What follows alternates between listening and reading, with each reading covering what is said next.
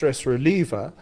But then what started happening, like I said just now, is my body wasn't responding. Now I got issues. Now I'm self-conscious because I can't perform. Sure. Now my wife and I are trying to get into it, and my body's not responding. Now it's just like, and because women love to talk, after my non-performance, she wants to have a conversation about it. I want to kill myself. I'm like, leave me alone, right? Because it's the shame, it's the Sure. embarrassment, it's, oh God, I just want the earth to open up and swallow me whole because I'm just like, yo, and I don't realize in that moment, for you it was the hormones at that time, and for me it's really just a lack of sleep, Sure. a lack of rest, Yeah. a lack of a good diet, a lack of taking care of myself, a lot of stress on my head, Lack of a exercise. lack of exercise, and my body was just like, no.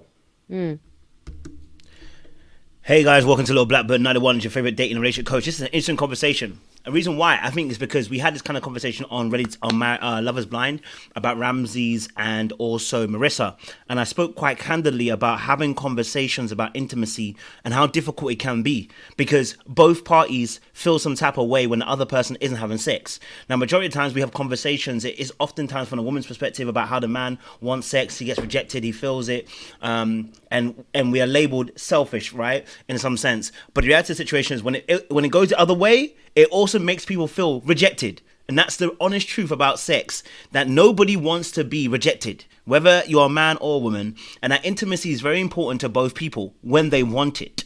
And so what it requires is actually to have a larger conversation around the relationship and what and why things are happening. And it's funny because they mentioned this. It's very similar to Deval and Kadeen Ellis, where they spoke about the hormone aspect in terms of taking birth control. I can't lie to you, I'm not really a big fan of birth control from a woman's perspective, just because it does affect the hormones. Like when I was younger, I knew none the wiser, I knew none the better, I didn't have a clue. As I've got older and I understand a little bit more, I realize that these chemical reactions when it going on within your body are not helpful to you, they're not helpful to me. Let's not do that. I'd rather just wrap up and put something on the end of it, keep you safe, keep me safe. I just don't think there needs to be I don't need to go raw in order to enjoy. You know what I mean? Like, I think if you want your partner to be at their best and you want to be able to enjoy them in their fullest capacity, I always think that as a man, you want to take that responsibility because it doesn't affect you hormonally. It might affect you in terms of quote unquote the pleasure you're gonna receive, but it doesn't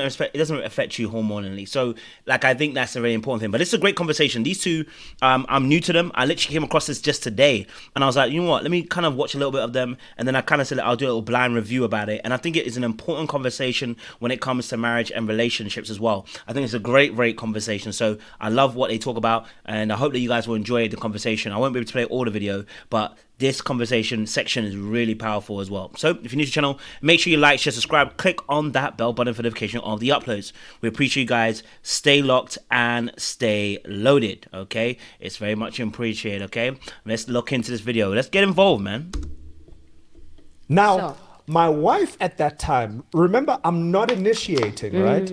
At that time, now she's feeling like, do you even desire me? Like, Yeah. do you find me attractive? Yeah. Do you? And that was a really tricky season for us because we didn't have the Yeah. vocabulary to.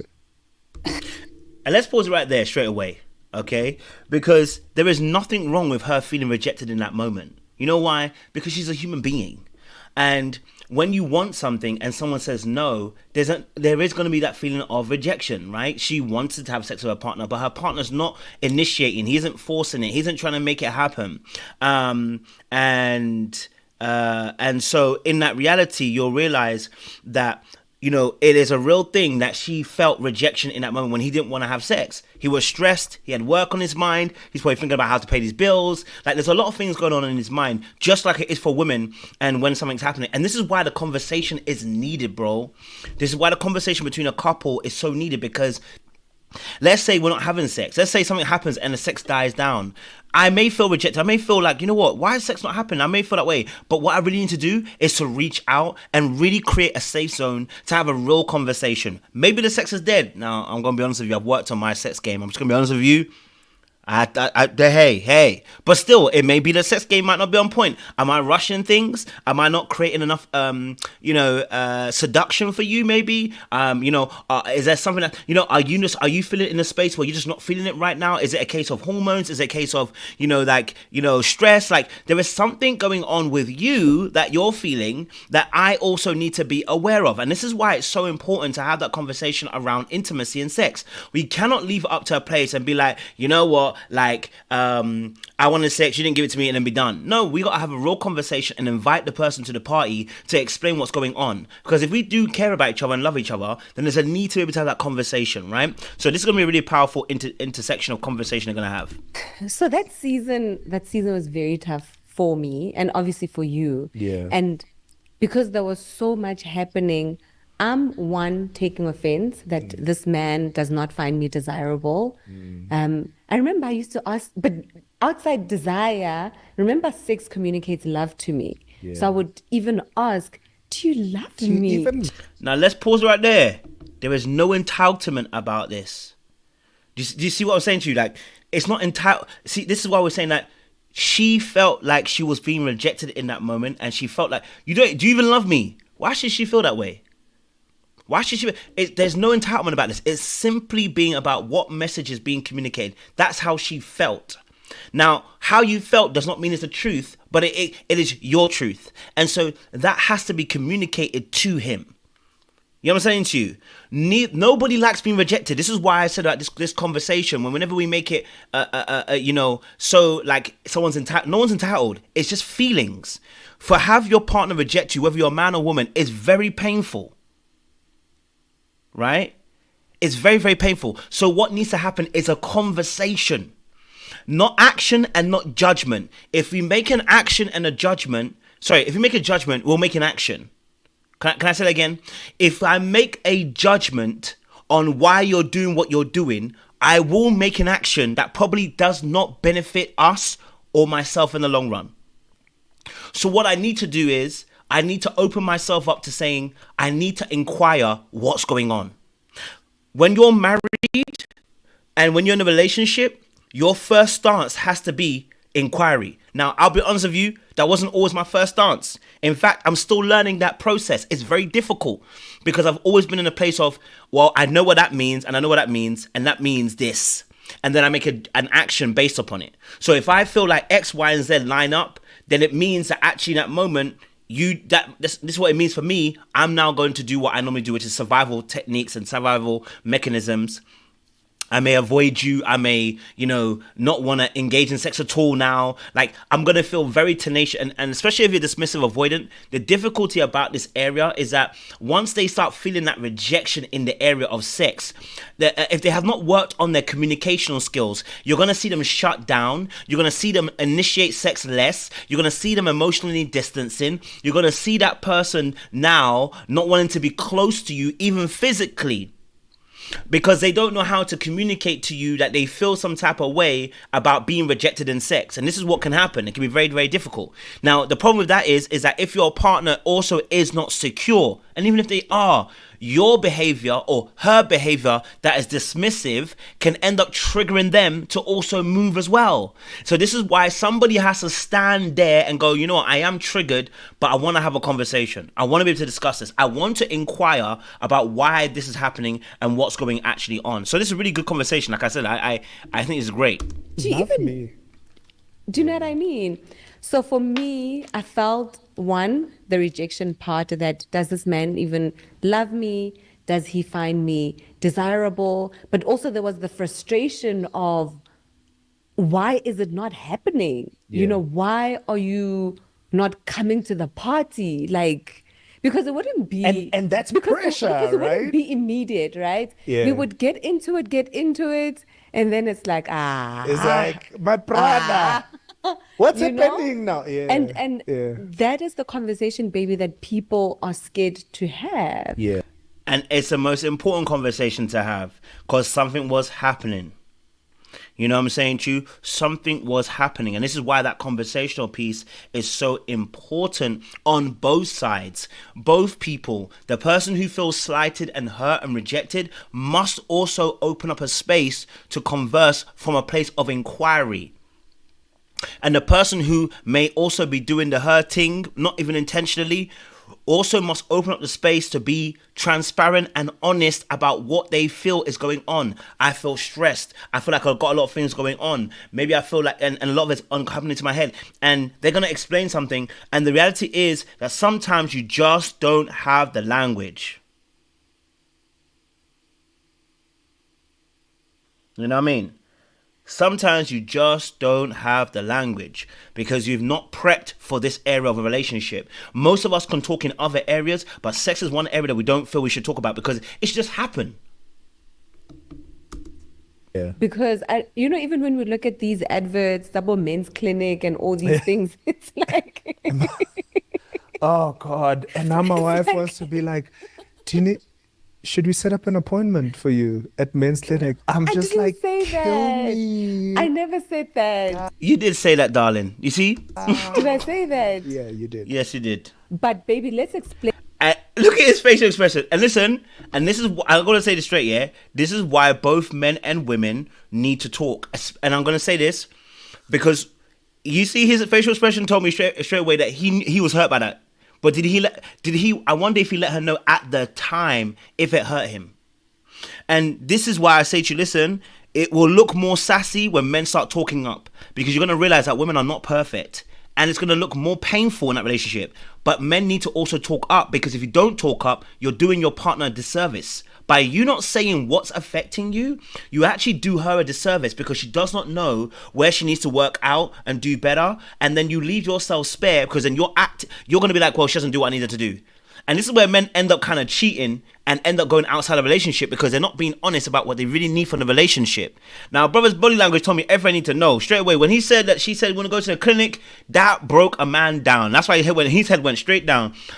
And she's like, no, I don't remember saying that. You did, but but only he remembers. So do you see why it's important to have a conversation kind of early? And I notice myself that I kind of hold things back sometimes and don't say it because I don't rock the boat. But the reality of the situation is the boat's been rocked. And you're about to rock the relationship if you don't speak up. You know what I'm saying to you? That hurt your feelings. You just got to let her know. Yeah? Because it definitely hurt you. I can see that. You know, brother looked down and you look hurt. Explain the cycle, though, yes, of performance anxiety. Because right, I think a lot of people that's something don't we haven't know spoken about performance wrong anxiety. And it's something conversation, I yeah. admitted to you the Something one that time. you admitted to me. So now you are stressed. Okay, your man, ladies, I'm talking to you right now, right? Because what we are taught is that men always want to have sex. Yeah. We were taught that men's sex drive is 100 out of 100. Yeah. And if your man does not want to have sex with you, it means that they're getting it elsewhere. Yeah. We've heard that. Yeah, we've heard that. Right? Yeah. And now you're in your... I mean, listen, some of us got high sex drives. You know what I'm saying to you? Let's be honest. Some of us got high sex drives. But you're absolutely right. That teaching of obviously that every time a man wants sex can be detrimental to the woman too, because if he then can't do the sex or can't perform, there can be that mindset, well, he must not want me, he must be getting it from elsewhere, he must be getting it from someone else. And I'll be honest with you, I think I told you guys this a couple of years ago, didn't I? I told you guys when I was being very honest about where I was candidly, that I remember that one time, there was one time, I remember I was trying to get it with a particular lady, and bro, it just was not happening. And I just couldn't for the life of me understand, because, I was kind of out there. Let's just be honest. I'm not going to lie to you about it. But I was out there in Egypt. I was really out there, just knocking them down. So for me, in my head, it did not cross my mind that something was up with me. You know what I'm saying to you? Like, it was just, for a whole month, I was just numb. I could not, my libido had just went. I said, God must be punishing me. God must be punishing me. Now, that's a story for itself. I kind of spoke about that time. I think that was something that was extra that was going on there, because when certain things came out the window, I was free again. But, you know what I mean? You know what I'm saying to you? So, I felt that for a month. I said, I didn't have no libido. And it was a dark, It was very cold. It was very like nothing. I wasn't reacting to anything.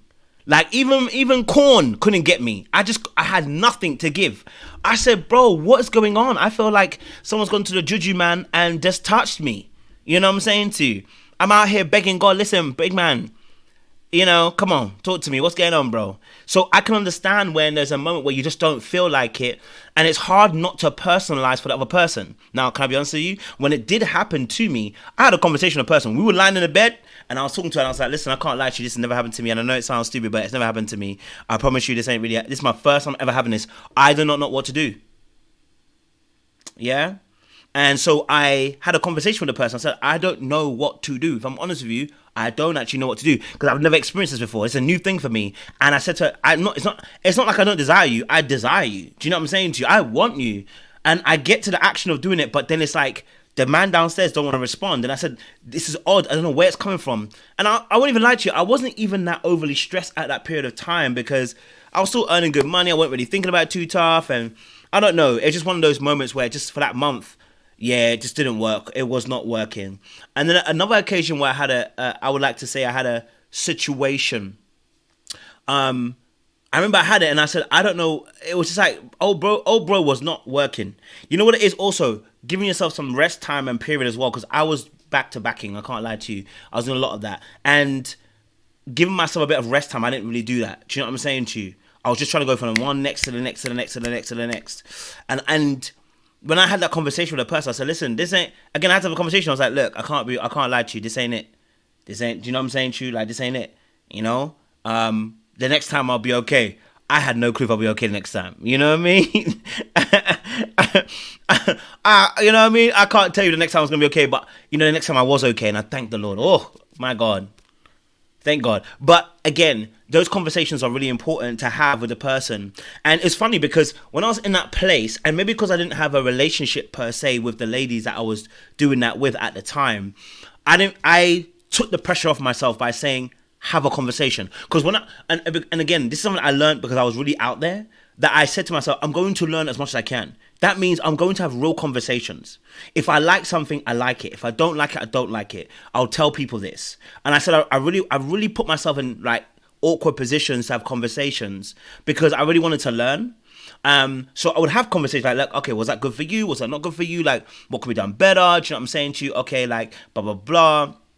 I realized that sometimes that you don't connect with people on an emotional and sexual level can be sometimes you're misconnecting each other, and yeah, just so little things like that. Do you know what I mean? I started realizing, you know, feels that okay, your man is not initiating, your man's body is betraying him.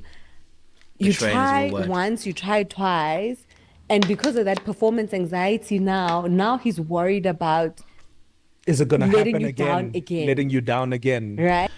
That performance anxiety is crazy, bro. Let me tell you this now. The performance anxiety that I had was crazy. Because when it happened, it's like you, if you've ever been injured before, it's like having an injury and then thinking you're healed, going back onto the state of play and getting injured again. Now you just can't even trust, you can't even trust the machine that you're working with. You know what I'm saying to you? And it was scary at points. Sometimes I'll be like, scared. At that point, I'll be like, I get into a situation, I'll be scared. I'll be like, is it going to work today? Are you going to, do you know what I mean? And then I started realizing that I had to start changing the way I approach certain things. I had to get, and this is crazy, I had to get deeper, connect, and this is crazy. I had to get even more deeply connected to the person, which is probably F-boy vibes, I'm just gonna be honest with you.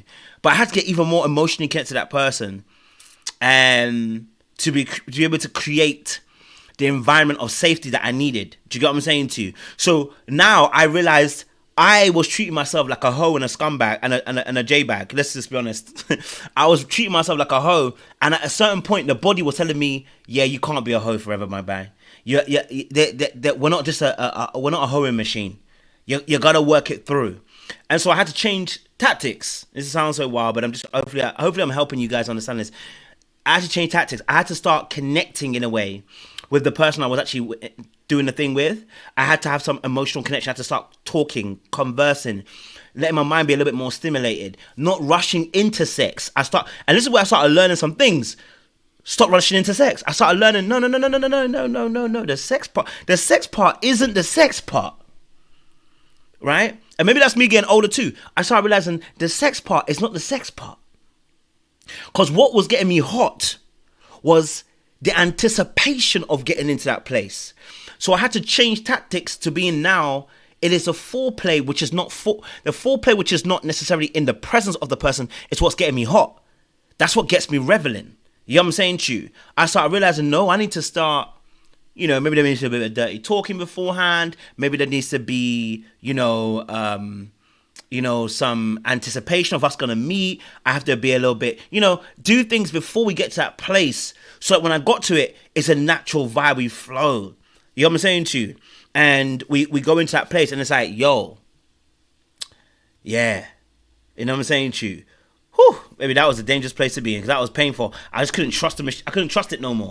Performance anxiety is crazy. So I feel like we need to talk about these things. We need to talk about the fact that a man's sex drive or woman's sex drive can be affected by more than one external factor, more than one factor. It's not just the desirability. Yeah. It's not just that I find you attractive or I don't find you attractive, but what is stress doing to my mind, and what is that, and now it is translating into your body. Yeah. Do you know what I mean? I think.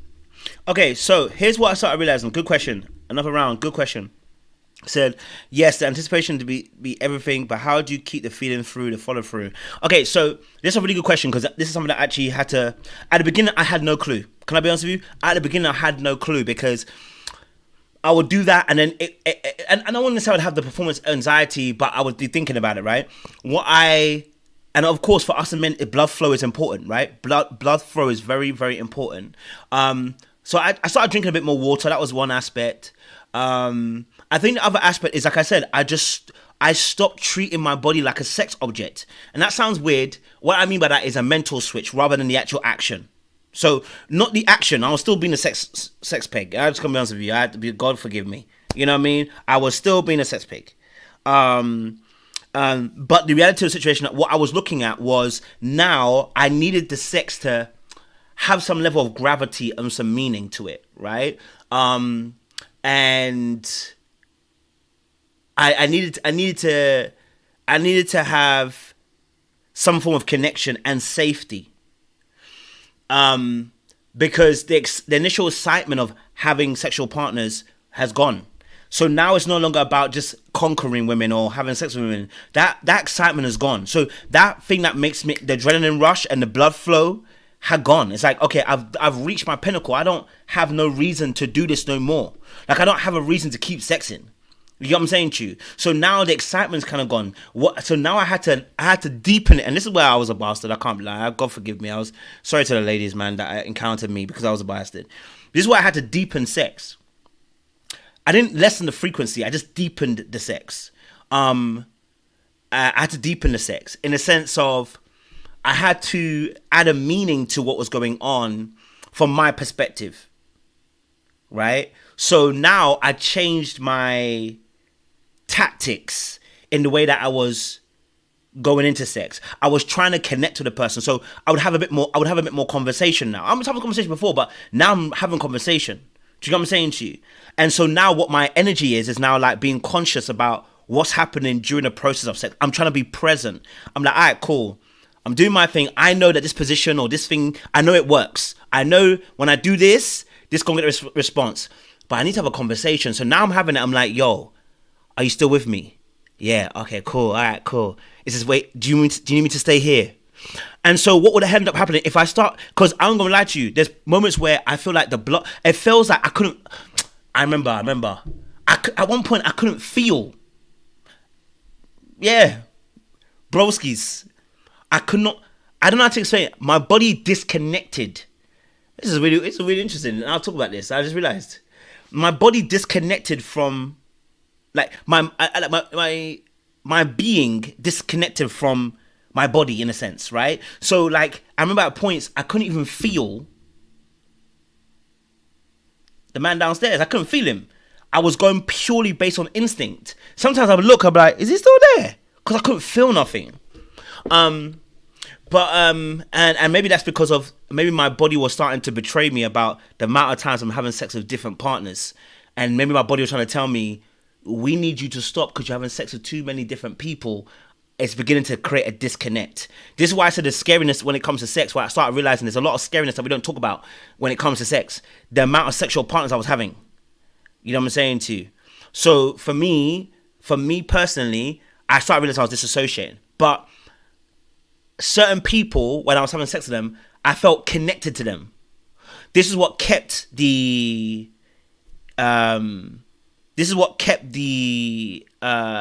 moment going. But there is an aspect of that around. There was another aspect of that, which is that at certain points, if it don't happen there and then, you're gonna lose me. It was like a small window. Like, it got to a point where if it don't happen there and then, oh, you're gonna lose me. You know what I'm saying to you? You're gonna lose me. I realized that too. So that's another aspect too. But yeah, no. To keep that energy, it was, I started realizing I needed to touch more. I needed to kiss. Oh man, yo, I'm actually deep in it. Oh, that was a scary place to be in. Okay. So in regards to your conversation, what you just asked, Jay, really, really good point, right? What I realized is this. I had to deepen the other aspects of sex. Because, for instance, I wasn't a big kisser. I don't really like kissing. And maybe that's because I'm disconnected in some type of way, right? And sex was my kind of way of disconnecting and intimacy. So I didn't really like kissing. So what I started realizing was, right, I realized that actually to increase the window, I needed the stimulation. And the stimulation was not the penetration. The stimulation was actually me when, for instance, before we get to the sex part, maybe we're kissing and we're touching. Woo! That part was what was getting me hot. And when that leads to sex, that would be where I'll be okay. You know what I'm saying to you? Because at the beginning when I started, I was just like, I just want to whack it. I want to hit it. I want to go with it. Then it got to a place where that didn't work no more. And so now it had to be a deepened aspect. I needed to touch. I needed to feel. I needed to be more tactile. You got what I'm saying to you? I needed to be more present and it not be about just the penetration, but actually be about the penetrating of each other's minds right now. I needed to look at you. I needed you to look at me. I needed now to feel a desire. I needed to feel that you actually wanted me. I needed to, you know what I'm saying to you? So when the kissing was hitting, that would then lead me to that place beautifully. But when there was none of that, because what I started to realize, and this is maybe just me mentally, what was starting to happen was if I wasn't kissing somebody, I started realizing then, am I really connecting with you? Am I really connecting with you? And when I started realizing, because now sex had got to a point where it no longer interested me. And that's when I realized trauma is a really big thing. Wow. Okay, we've come full circle. Okay. Woo. Okay. So, trauma is a really big thing. Okay? And the reason why trauma is a really big thing is this, okay? Because when I started having sex with multiple people, it was simply about disconnecting. Whilst I thought I was connecting, it was actually really about disconnecting, feeding my ego, feeding my necessity to feel desired and feel wanted. And a lot of my sexual energy comes from desire. So I was noticing that I had a desire to want to go and procure and get. Once I realized I'd eaten all my fill of having several different women, all shapes and sizes and colors and all that, whatever, I realized at that point, oh, okay, it's no longer enough. This is where the performance anxiety starts to kick in.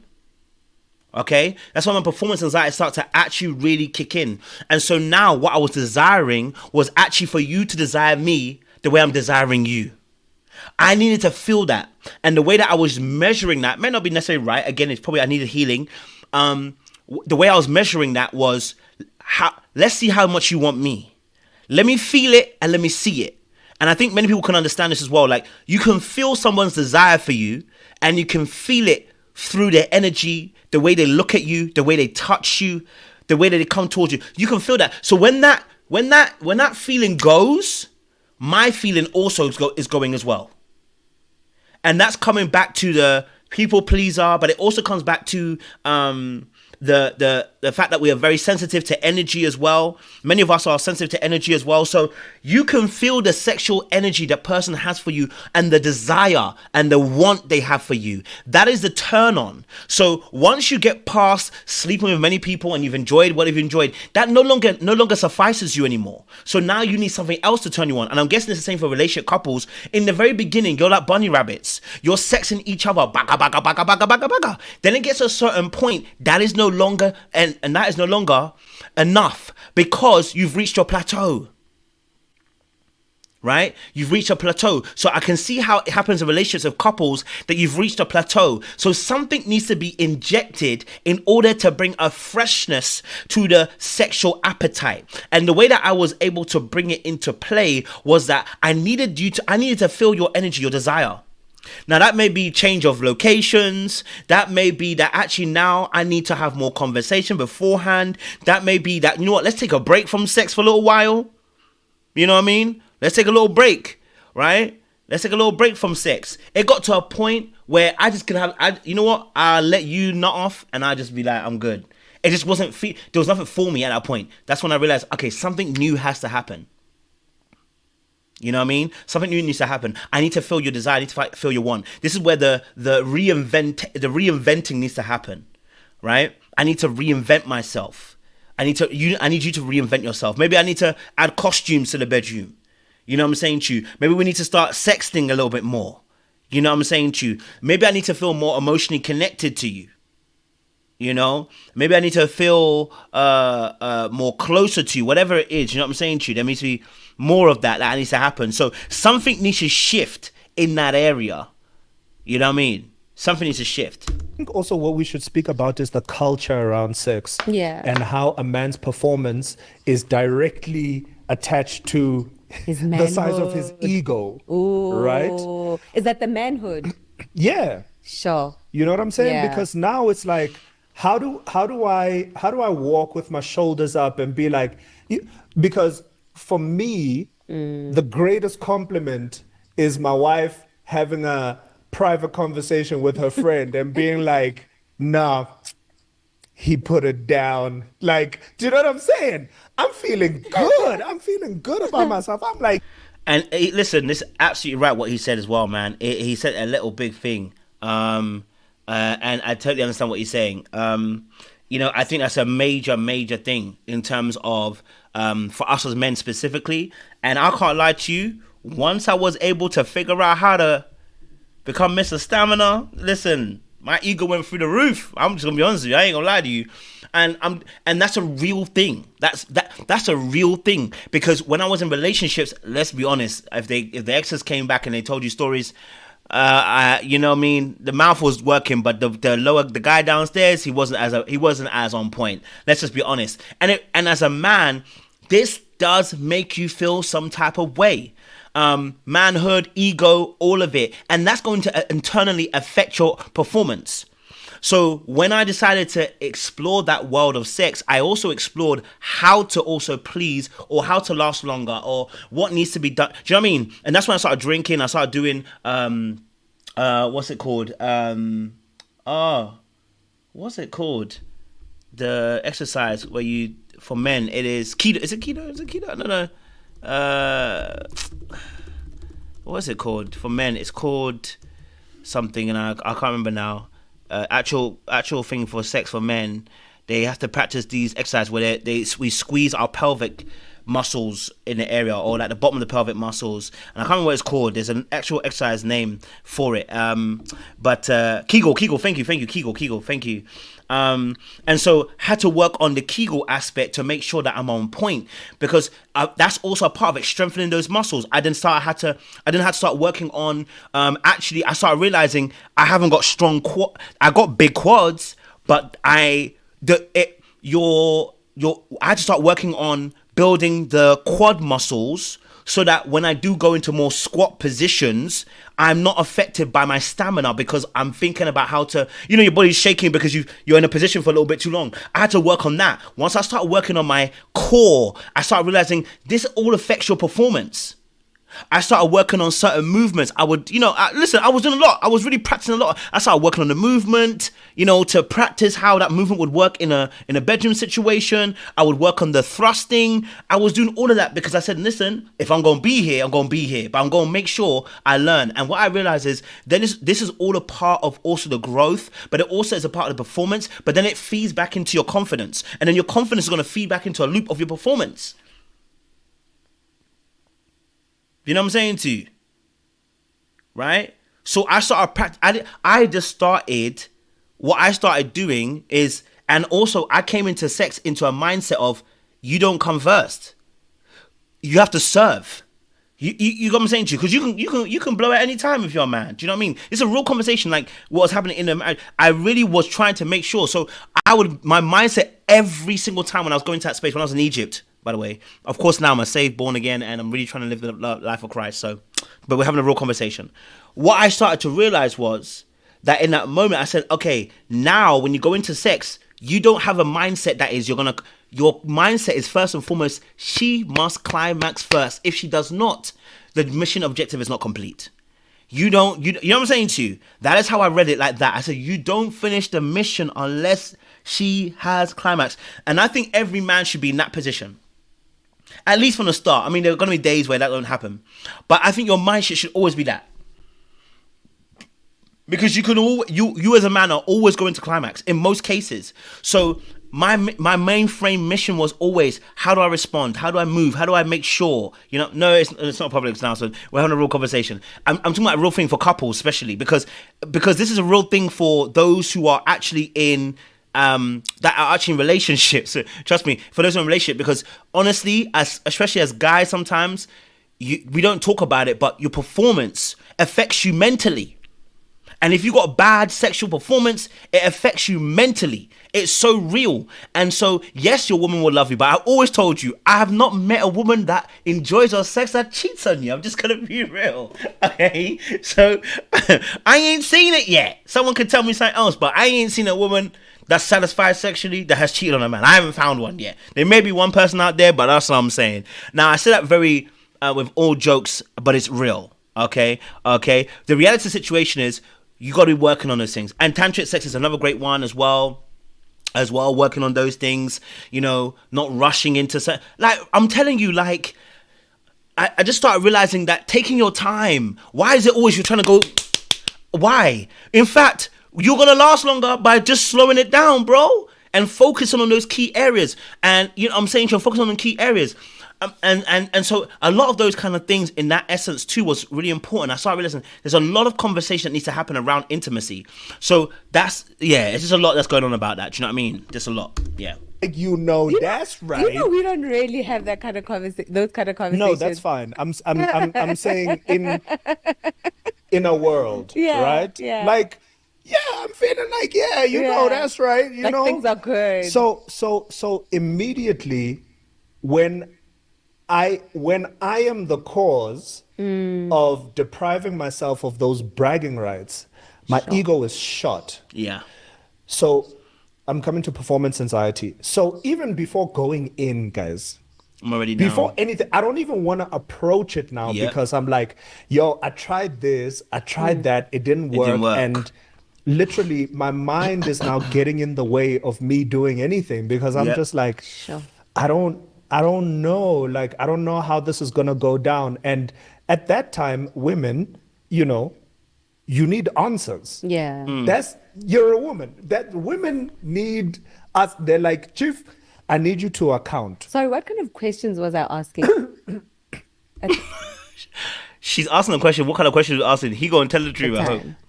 Outside the, do you love me? Do you want to talk about it? No, I don't want to talk about it. But he didn't help himself. By not having a conversation, he didn't help himself. He's going to have more performance anxiety. When I had performance anxiety, I actually had a conversation with the person in front of me. And it really helped. I can't lie to you. At first, I was scared. Because all I'm thinking is, that they're going to leave me. Or not no, leave me, sorry. They're going to think that this is a regular thing. That was my only fear. My only fear was, if I have performance anxiety, they're going to think this is a regular thing. And it's not a regular thing. The history was good. You know what I'm saying to you? So that was my thought process. But I realized also that actually when I started opening up and sharing with a person, a relaxation came over me. In fact, there is one example, I won't go too deep into it, where the first time we ever had sex, it actually happened. I'm telling you, I don't know what happened. It was like within the first few minutes, the thing just went phew, phew, phew, phew. It was going strong and it went phew. And at that point in time, I was having performance anxiety anyway. So that period of time I was having performance anxiety. And I remember we were laying in the bed and was talking about this. And of course, you know, there's other methods to please somebody, so I use the other methods. But that doesn't make me happy. You know what I'm saying to you? Because I knew the other method was what I wanted to perform with, right? So we had a conversation about it. I was sitting in the bed having a conversation. I was like, yo, I don't even know. Like I said, I'm just feeling, I said, I don't know what I'm feeling. I said, it's just not going the way it's going. You know what I'm saying to you? I said, I said, it's not you, you know. I said, I think, and obviously because I have a little bit of a reputation, so sorry. But the person was able to understand that, right? So it's like, but my thing is like, I had talked up a good game. I had talked up a good game, bro. I was like, yo, I'm going to do that, and none of that happened, bro. So all that talking and braggadocious, I'm like, oh my God, stop talking about what you're going to do. You know what I mean? But in reality, the conversation was really important, right? And the conversation was really important. And actually, I think what that did was that it just removed a bit of that fear and the anxiety, but it also brought us a little bit closer. Now, probably a bit too close, but it brought us closer to a point where I can go, okay, you know what? I don't have to stress about this anymore. You know what I'm saying? You don't stress too much about this. Now, of course, it helps that you've got a good record, so you can kind of look back at the past, you know, like a memorial and go, you've done this before, bro. You're not, this is not your MO. But it still was pressure in that moment because it's like, you don't know that I have that history in terms of you haven't experienced that. It's the first time we've connected like that. So now it's like this situation. Do you know what I'm saying to you? So I realized how important then the aspect of connection is important for me. Do you see what I'm saying to you? How important it was for me. And it's probably why that situation got a little bit techie because, whoo, in a sense of like we got too close. It got to a point where we both had to say, listen, hey, we can't go any further because we all came here for the right reasons. We're going to leave for the right reasons. You know what I'm saying to you? So I think that's also important. So without that conversation, you leave the other person thinking that they're the issue or they're the problem. And so the conversation is really important because what that conversation does is it opens up everybody to understand. When there's more understanding, there's more safety and there's more empathy. And that creates a better environment for you to perform in. Whew.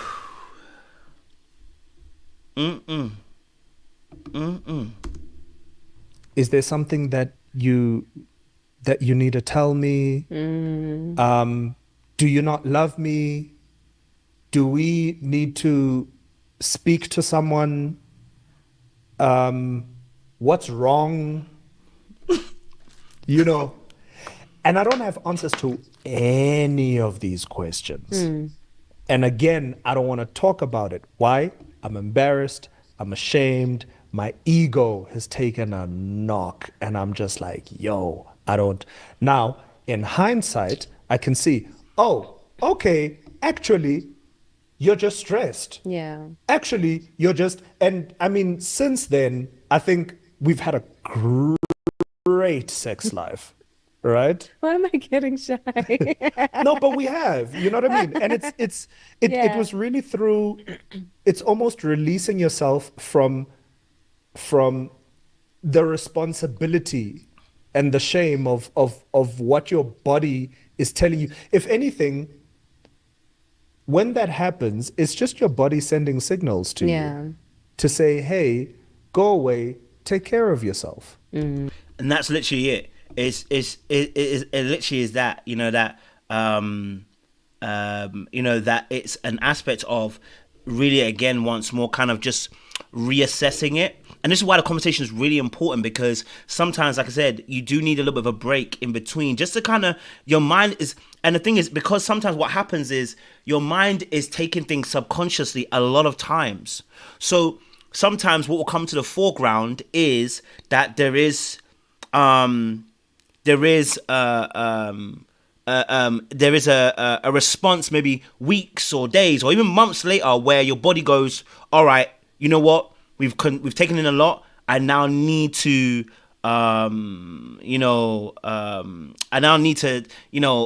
a break or whatever. And that will just allow the other person to go, like, it's not, because what you don't want to do is leave the person in a space where they think that they're being rejected because you don't want them anymore, right? You don't want to be in that space. What you want them to be in a space of is, listen, look, my mind is not in that space. Okay, and you know what, maybe we've done it over and over again, and maybe we just need a fresh new break. We need to come back to it again. You know, sometimes you leave your job and you go on a holiday and you come back, you got a lot more energy. Okay, all right, so that can also be a big thing for them as well. So it's about having conversation though. The biggest thing here is to penetrate each other's minds with a conversation and being real about what we're feeling in that moment, so that we can really alleviate each other's fears. Because maybe my girl is in a space where, you know what, she's not feeling it as such, and she's just going through it. Okay, cool, I get it. You're going through it. I understand. That's what's happening. And then actually, then I can go, okay, cool. Like, let me give you a bit. Let me back off you in that space. Like, or what can we? And here's the thing: what can we do to connect a bit more? Because you know what? Sometimes maybe you don't even want sex. Maybe you want to cuddle. Sometimes you want to just be able to hold hands. You know what I'm saying to you? What will work for you in the season? Maybe you just need to go for some walks and spend some time together. And you know what I mean? There may need to be a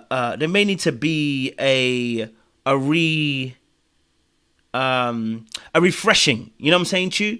And I say this from a man's perspective because we put a lot of stock in sex, being rejected from your wife is very heavy for us. You know what I'm saying to you? So rather than me feeling rejected and then going off and be like, you know what, someone else shows me attention and I'm stupid enough to even give it a little bit of a thought process, right? Rather than doing that, actually, let's have that conversation, right? And stop assuming people just know. People don't just know, right? And I need to ask questions too, because I need to alleviate some of my own fears. I need to stop pretending as if I'm just okay. Maybe I'm not okay. You know what I'm saying to you? Maybe I'm not okay. You know what I'm saying to you? And that's also okay, that you're not okay. We're going to make it through. We're going to journey through that moment. All right? Rest. Find ways to de-stress. Reconnect. Yeah. With your partner. There are so many things, and it's almost like it's just a flag. That's all it is. It's just a flag going up saying, yo, you've got some stuff to take care of. And we need to stop personalizing these things. Also, if it's your partner, there was a point where I personalized it. And in hindsight, no, it was an external factor. There was a point where you personalized it. And in hindsight, no, it was an external factor. And baby, I love what you're saying, because we've been married for 14 years, right? Yeah. And you would think that after so many years, I kept saying to you, but why are you anxious? Right? Yeah. When it came to the performance anxiety, I'm like, I'm your wife. Yeah. Right? Yeah. And it speaks to what you spoke about now with regards to the attaching a man's performance to their manhood. Because I'm a woman, I don't understand it. I'm like, what's the big deal? Yeah. Fine, your body betrayed you today. What's the big deal? And you just wanted to crawl into a hole. I wanted to die. Like, okay, well, not literally. I wanted to die. Not literally. Not her telling him how he should feel. No wonder he's feeling anxious. Stop telling him how he feels, man. Let him feel how he feels. He wanted to die. Let him feel. Let him feel how he feels, sis. Let him feel how he feels.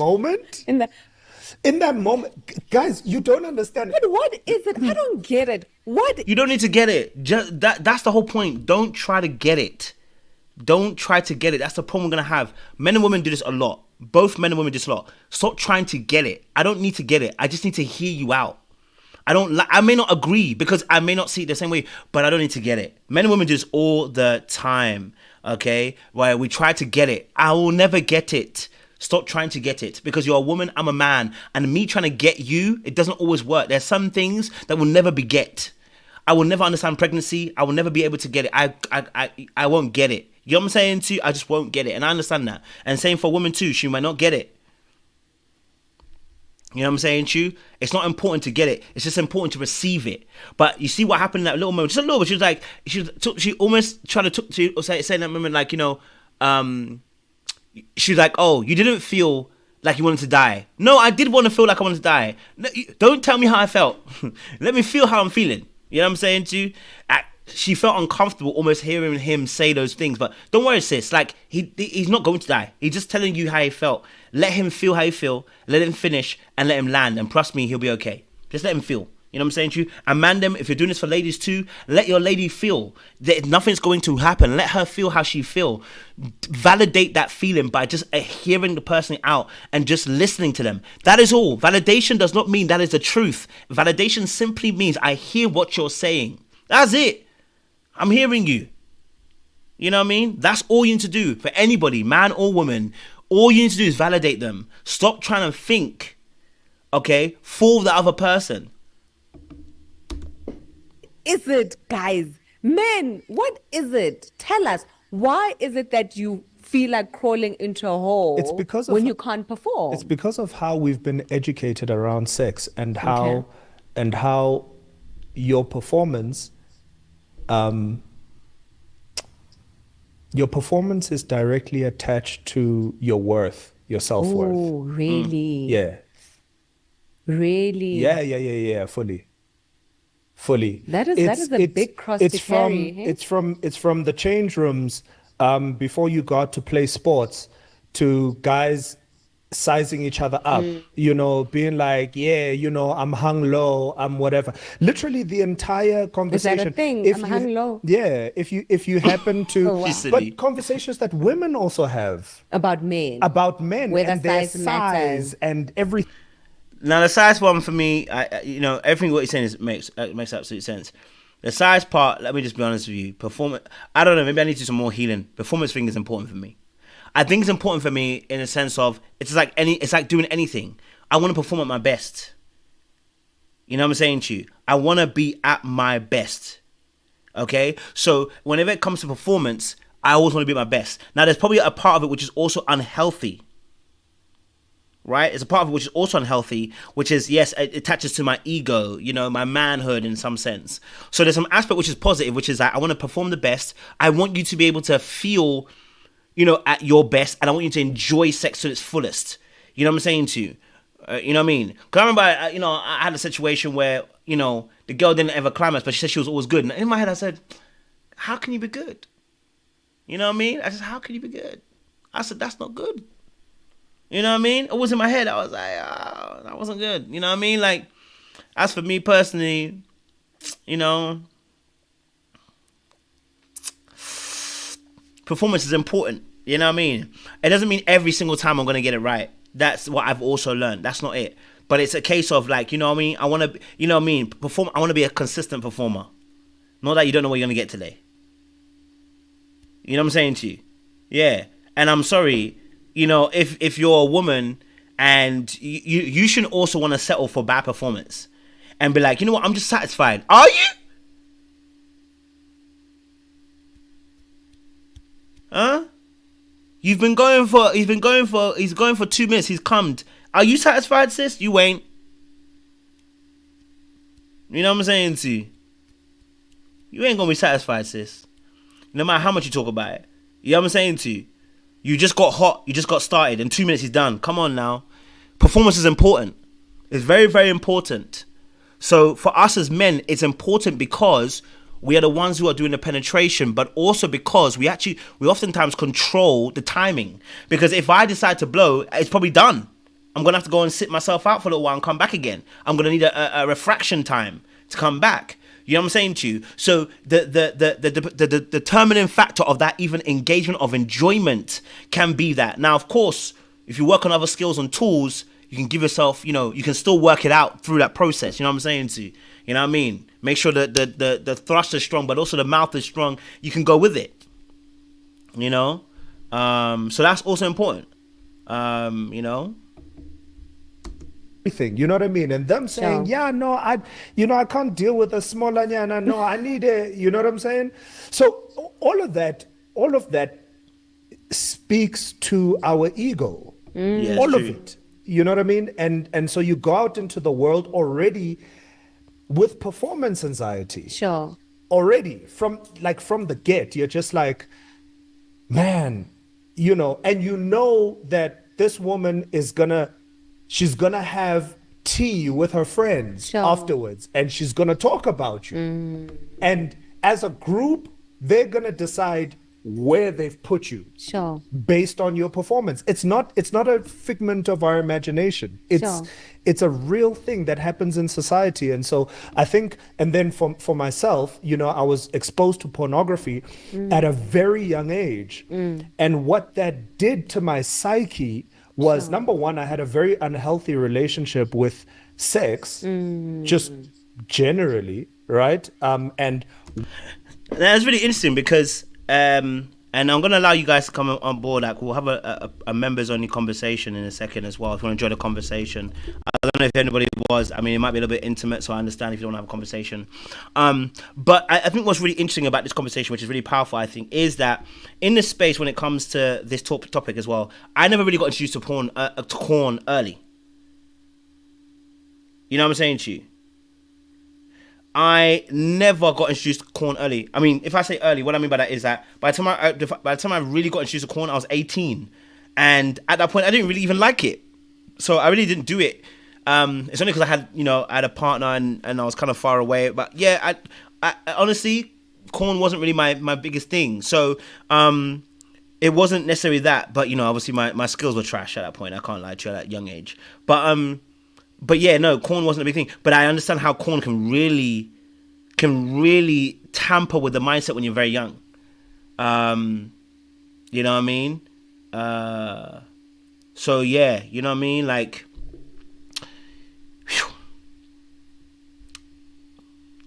alright, anyway. what it is, what it's supposed to look like, what it's, you know, all of those Yeah. things. And so the images that I have in my mind and what is happening here, this is very underwhelming Sure. because Well, but you understand what I'm you're saying? like underwhelming. I'm like, but we No, were no, no. not Sorry. underwhelming. Sorry, my Yeah. performance is Oh. underwhelming. Not what's happening here. Not what's happening. Okay. No, okay, my okay, performance okay. here because those images that I used to look at, They lost. They're gone for like the whole night. 45 minutes. Now, there's an aspect of this which is very true about corn, watching corn, and some of the ideas. Now, because I got introduced to it very, very late, I got it very, very late, at 18. So, what really happened for me was that when I got introduced to sex, it was my first ever girlfriend, and that was a different place for me, right? And so I didn't actually measure my performance based on corn. I actually measured my performance based on whether you actually climaxed or not. So like I told you, my journey of education was very different, because my next thing was, okay, well, you know, in the early days, like if I can't get the man downstairs to be stamina, I'll use the mouth. Then that's how I thought about it. You know what I mean? And the reason why is because, again, my measuring stick was honestly by your pleasure rather than the corn. But I can understand how the corn can become the measure, because if you've been introduced to it from very early, it's something that's been embedded into your mind before its time. Do you know what I'm saying to you? So I think those of us who were introduced to corn quite early have a different educative system and therefore a different measuring stick. Whereas my measuring stick was based upon, did you really enjoy it? I really wanted to understand, you know? I really wanted to understand where, you know, like I would ask questions or whatever. I'm very sensitive to that. So I think that's why when I was looking at it, it's like, it wasn't corn that was making me measure the thing. I'm measuring it by what by different factors, your breathing, your talking, what you're saying after, like knowing that when someone enjoys something, they actually say it, they enjoy it after. You know, most people make a compliment. If they enjoyed it, they're going to tell you, listen, that was good. I can't lie to you. Like if they really enjoyed it, you know what I mean? So that's how I was kind of processing it. But again, I can understand, because if you are seeing things before it's time, this is going to be a big thing. To 2 hours. To 2 hours. Yeah. And you're looking at that, and that's the measure. That's the yardstick. That's the goal. You don't know that they're calling cut, that this guy is taking performance enhancing drugs. You don't know any of that. Yeah. But you're sold this thing to believe that this is what, and now you couple that then with life's stress, and now you. So I don't know if maybe they were together from the beginning. Maybe that's why they have a different story. For me, obviously, on my journey, I was quite blessed. Like I said, the partners that I was with, they'll let me know. Listen, no one's going for 2 hours. I'm not trying to go for 2 hours. You know what I mean? So I think, I was also blessed because my partners never really were like expecting 2 hours. I think also they were like, listen, no one's going for 2 hours. Like, it's not happening, bro. Like, do you know what I'm saying to you? So I never had those thoughts, but I know that there are other people that were going through some of the things, because they really did. We talked about it like amongst us boys and stuff like that. You know what I'm saying to you? So definitely, definitely I can understand why somebody might have had that thought process. I go for an hour. You know what I mean? Yeah, I mean, listen, hey, you know what I mean? Like, listen, if I'm going for 2 hours, it's not 2 hours completely straight, as in you're consistently going. There's gonna be little breaks in between. There's gonna be a conversation in between. There's gonna be maybe let's go down, get a snack and get back. You know what I'm saying to you? There's gonna be little breaks. I ain't never going 2 hours straight like that. I ain't trying to do it. You know what I'm saying to you? If I don't run for 2 hours, I probably ain't gonna be having sex for 2 hours like that. Do you know what I'm saying to you? It is tiring, my guy. You know what I mean? So yeah.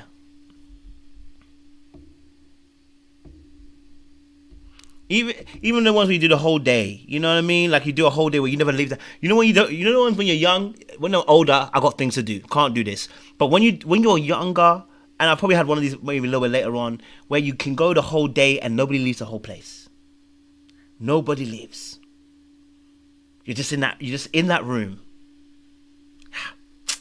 Sha. But again, this is what we're talking about in terms of relationships, right? It's important that when you're in relationships, when you're in marriage, quote unquote, from a Christian perspective, just in case anybody walks in and be like, oh my God, he's a Christian talking about sex, we're having a real conversation. In a relationship, in a marriage, like you want to be able to please your partner. So performance is really important. You know what I'm saying to you? Yeah, a snack and a nap. Absolutely, a snack and a nap. You know what I mean? You're not sleeping and you're not taking care of yourself, and then now you're embarrassed and you're ashamed, and now your ego is taken on, and you're a mess. Sure. How are you gonna have sex? How are you gonna perform? Sure. With all of that like on your shoulders, and you got to carry that, and then you're also carrying the fact that the pressure of, my wife feels like I don't love her.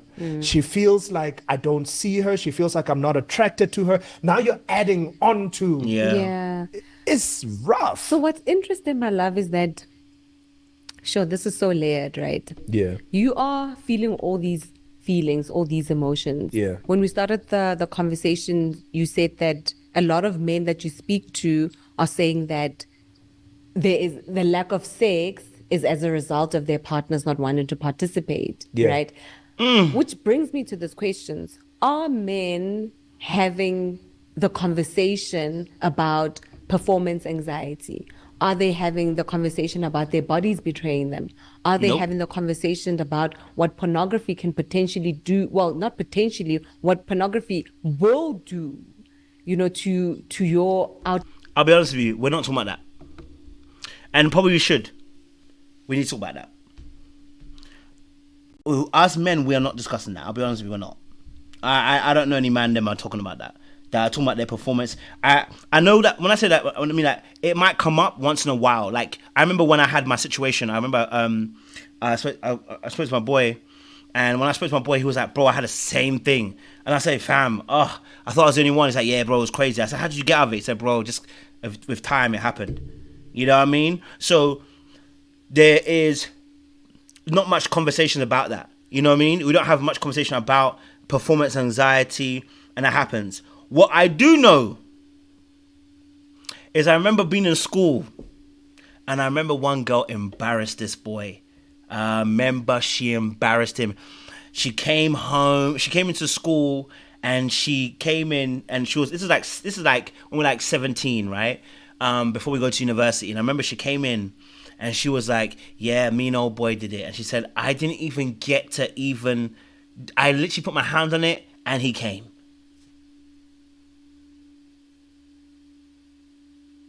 She said, I literally put my hand on it, and he came. And she was just like, I feel like I've wasted my time. And I was like, yo, when he came into school, I didn't want to even look at the brother. Because I don't know how to console the brother like that. You know what I'm saying to you? You know? So we don't have conversations as men about premature ejaculation, ED. We don't have conversations about poor performance. Like, we don't discuss these things. And I think we probably should, to be honest, to discuss about how, look, listen, if, you know what I mean, I'll tell a man all the free game that I learned and all the things that I did in between that time. I'll tell a man, I don't really mind, you get me? If he's open to it, you know what I'm saying to you? Better yet, tap it on Google, YouTube, find some things. Like, I'm always trying to educate myself on me being a better partner. So even the sex area, I try to learn about it. Like, what would be better if I learn? What can I do better in that space? You know, as well. So yeah, it's real. You know what I'm saying to you? And everybody has their own techniques and things that they do. Like, you just gotta, like, you know what I mean? Like, you gotta have a real conversation, bro. But we don't have that as men. I'll be honest with you, we don't.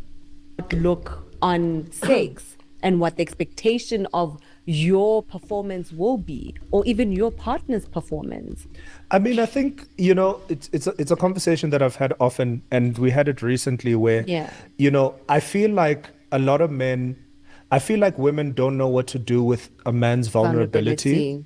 True. And I think that conversation should be had amongst us men, if we would allow ourselves to be vulnerable enough with each other, because we wouldn't be alarmists as far as a matter of fact, you would start to discover that, oh, you're not alone. Like, there are other guys. So, which is why I'm asking, my love, that when we were going through what we were going through, I know that you talk to your friends about other aspects of your life. Yeah. Is this something that you could take to Nat and say, Nat, I'm struggling with this and I want to jump into a dark hole and never emerge? So it's something that I haven't spoken to him about, because there's also an element of me of wanting to figure it out. Okay. You know, before I speak to him, and maybe other men are also like that. You know what I mean? To be like, yo, man, you know, I once went through this thing and whatever, and this is how I figured it out. I think it's not easy to find people that you can trust with your vulnerability, even in other men. You know what I mean? And so a lot of things, we carry a lot in our heads. Sure. And we like to find solutions. Unlike women, you guys talk to find your solutions. We think to find our solutions. You know what I mean? And so to answer your question, sorry, I know I'm kind of going the long way around. No, we were not having the conversation. We're not having the conversation among ourselves. And this is why I'm grateful for platforms like this. Yeah. And actually, interestingly, even we are having the conversation once we've come around the bend. Yes. Yeah. You know what I mean? Because you didn't want to have the conversation. Yeah, and one of the questions would be, okay, so how did you come around the bend? Yeah. You know, and I think that should be a parting. Yeah. You know. So I think one of the things that you said to me was that stop asking me questions. Yeah. Stop. Yeah. If we have sex and my body betrays me, just sweep it under the rug. And Ain't no thing. Ain't no thing. Oh, babe, you know, love you. Move on. But you know what was interesting? Yeah. After I had that conversation with you, me. I felt safer. Please, let's talk about this feeling safe, because I remember you saying to me that you do not feel safe with your vulnerability. I don't feel safe. I don't feel safe to come in knowing that I may perform, I may not, and you're not moved either way. But because there was so much pressure on my performance, Sure. I didn't feel safe. So after having the conversation with you, there was a safety that was created because you couldn't say, I didn't tell you. I love Even that. if you had to fake it and just roll over and be like, my husband doesn't want me to talk about it, right? That was fine. But it was I ain't gonna lie to you. Don't do it. Don't do that to me. I'm gonna be real with you. Please don't roll over and pretend like it's fine. Don't, because I'm gonna know. I'm gonna feel it. I'd rather that we have the conversation. I mean, we can have that conversation after. Maybe if it's happened once or twice, and I've had a conversation that's different. But like the initial situation, please don't do that. Let's have a conversation at the beginning. Let's talk about it. Say, listen, I can't lie to you. I'm in a season where I'm not really with it right now. You know what I mean? You know what I mean? So yeah, for me, it's like don't do that to me yet. I like to have conversations. I like to know that you can reassure me as well. Like, hey, it's okay. Like, thank you. I appreciate reassurance. You know what I mean? For me personally, I like that reassurance. Like, it's okay. It's good. It's like, all right, cool. I'm gonna come back again. I'm gonna come back. I'm gonna find a way. You know what I'm saying to you? I'm gonna find a way. I'm gonna find a way. You know what I mean? But I think it's a good conversation. Like I said, I think it's a good conversation. And listen, Katie said she said that before things got hot. interesting that after that conversation, we haven't experienced that yet. Till That is now. true. That is since true. that conversation. Sure, babe. I really love what you're saying because Which means that he just needed to be. Do you see the solution there? The solution was he just needed to be vulnerable. Yes, I see you. I'm gonna bring you on. The solution was that he said, I haven't had that performance anxiety since. Why? Because he needed to be vulnerable. He needed to take the first step and actually be vulnerable. Once he opened up and was able to, and then she was able to hold his vulnerability, now he can perform. So it does take two to tango, but take that first step, man, them. You know what I mean? Take that first step and tell her, like, listen, I'm going through this right now. You know what I mean? And it will make a massive difference. But the more you keep it to yourself, the more you're thinking, what is she thinking? Anyway, let me get Jay on. Yes, Jay. I don't want to stop the conversation. I want to keep it going. So, yeah, it's a two-way street on that. I feel like in my experience, it made it easier because I had gone through it with somebody that I know I didn't have to really worry about was cheating or anything like that. So we got to sit down when the time was right. And that's one thing is like one you said earlier is finding the language. But secondly, it's like the timing of it, because you can have the language, but you don't want to sit there and do it in the middle of the thing going on, because even with that, emotions might be heightened, feelings are involved. Like she said, you're personalizing a lot of things. And so the language might get screwed up. You might you might start talking in your regular language again and stuff, and not really in the language that needs to be said at that time.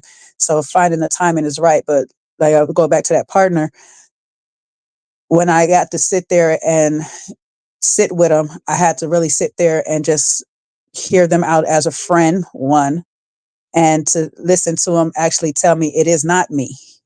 It is something that they're going through mentally, that it is this, and still remember to check myself out of it, because parts of me wants to not believe what they're saying, because I'm just accustomed to them people lying to make me feel better and not make me feel some type of way. And actually taking their word for face value is that you're right. It's probably not me. But and it's not going to say that it takes away that sting, because that rejection still is there. It's like, even though it's not me, I am me, so to speak. So you're rejecting me at the end of the day. Like, I'm not, I feel some type of way personally, because I'm like, I'm not able to take whatever's on your mind away.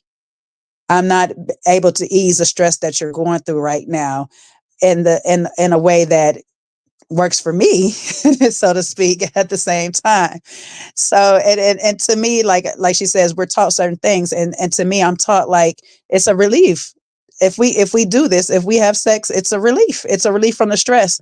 But sometimes you can't even relieve a man. I've noticed a man can't relieve himself from daily stresses to even perform, to relieve himself altogether. You know what I'm saying? So you have to be in a space where you're comfortable enough to sit there and say, I hear you. I do understand it's not me. And is there something I can help you with? And understand there may not be. There may just not be nothing you can do for him. He has to figure it out for himself because it's a mental block. It's a mental blockage that's going on. And I've come to figure out that a lot of times it's just a whole bunch of stuff on your mind. Y'all think about bills, it's sure like all type of different things, making sure you're providing, you're doing this, that, or whatever. And then on top of it, the anxiety of, can I perform? Make sure she's good. Make sure she's right. You know what I'm saying? It's a lot. So like, I'm glad these two are in a space where they created the safe space for each other. But I think that's the thing that we have to do in relationships too, especially when you're planning on being with the person long term, is create that safe space for them to know that you will understand when these things happen. I mean, I've had them happen on the first date. That's why I said I don't generally go off of the first encounter. I'm like, I'll give you a second chance because the first encounter might be a high anxiety pressure. You just like so excited to do it that it goes wrong. So I don't do that. And then now that I've went through my own libido issues for the very first time, and it's like, whoa, well, I need you to understand me too right now. I gotta have that same conversation in reverse. Like, it is not you. It's something I'm going through, and I gotta figure it out, and I don't know what it is. So I just feel like if you are both you're both understanding people, and you've created safe space for each other to have these conversations, it's best to kind of do it sometimes not in the moment, but sometimes it can be in the moment, but you just have to be like, you have to approach the situation delicately. You can't just be, well, you just don't get it up and you got all these other people and this, that, and the third. It can't be that, because now you're attacking. It has to really be like, is it something about me? Am I doing something wrong? So we can eliminate that part. Give them a space to tell you, no, it's not you. I'm going through something or whatnot. Because as much as I probably didn't feel like that person felt my rejection, now that I'm on the other side, I know that person can feel the rejection. Because I could feel when my partner was feeling rejected by me. And flat out, he told me, he told me flat out, like, you feel, I can tell that you're not turned on by any of this or whatever stuff. But I just couldn't figure out what was going on in my situation, because now I went through a whole body change on top of a hormonal change. And so I was still in recovery from my surgery and everything. And yeah, so I don't know. Conversations. No, I think you're actually right about that. I think it's so hard. It's so difficult not to internalize or personalize a situation, because that's what we've been taught. We're almost looking for signs of rejection or betrayal or abandonment. So when certain things like that happen, we personalize naturally that this situation must be because of me, or I'm not being sexy enough, or whatever. Do you know what I mean? Maybe you're cheating or whatever. And also, like I said, it just goes back to what we were saying. It's about having that conversation. Without it, everybody gets lost in the assumptions. And then, because we don't know, we fill in those gaps as well. And so I think, again, it's about having conversations with each other, but really, again, also as well, readdressing some of the safety concerns, because I think, look, and I think doing the work I've done, I haven't spoke a lot of clients about sex or anything like that, right? Because obviously most of it's relationally, but I think there's a good link between attachment styles and sex, because whenever I do the research and look into them, especially avoidance, but anxious people too, the aspect of safety at the very beginning of the relationships, all three insecure attachments can feel very, very energetic when it comes to sex, like we saw with Marissa, right, in Cabo. And then when work finally gets on top of them. Lack of boundaries, inability to say what our wants and needs are, feeling like we're resentful, all these kind of feelings that suddenly start to develop when we're no longer on the holiday mode or the honeymoon phase of relationship, can then begin to start filtering into performance and even our desire for sex. And a lot of times it's because also we're not discussing what's on top of us. Like, you about to get on top of me, but there's things already on top of me. And I haven't actually discussed that and shared that with you. And I think many of us are single in a relationship because either we're not sharing or we feel like our partner won't receive what we're going to share. And then that leaves us in a prison. Not a number two, but you don't want to add, listen, this is some kinky stuff. I really ain't trying to have sex in a prison. You know what I'm saying to you? When I'm mentally imprisoned by what's going on. And so that then leaves us in a place where we feel unsafe. And sometimes, and not even sometimes, I think a lot of times it gets to a point where that initial excitement, that draw, that energy that you have may begin to dwindle, because that's the initial starting energy that is born out of excitement and newness and freshness. But like many of us probably have also come to experience, that after that point finishes, you're looking for safety, because in the initial beginning you are kind of acting on this facade and this mask and this this performance. And then once it gets past that stage where we put our best foot forward, we begin to get comfortable and relaxed. And when we are, that place, because of our insecure attachment, we're looking for safety. Sex is also a part of that safety. And now we realize that you can't use sex anymore to converse, because many of us were using sex as a way of intimacy and conversing. And now you realize you're in a relationship for a long time, you realize actually my libido, also my attraction, my want and desire to have sex can be not always, can be tied in to now how I don't feel safe. And so now my unsafety could trigger your unsafety can re-trigger me again. And before you know it, we're in a situation where we're actually no longer wanting to have sex or no longer comfortable having sex regularly. And it's become a place of contention rather than a place of us coming together, I think that's it. Facts. I mean, like, for the most part, sex is probably like my last string of survival in a relationship. It's like, if we're not communicating and we're not connecting on other levels, it's like at least the sex is there. And so when that goes out, it's kind of like, oh, what are we doing? What's left?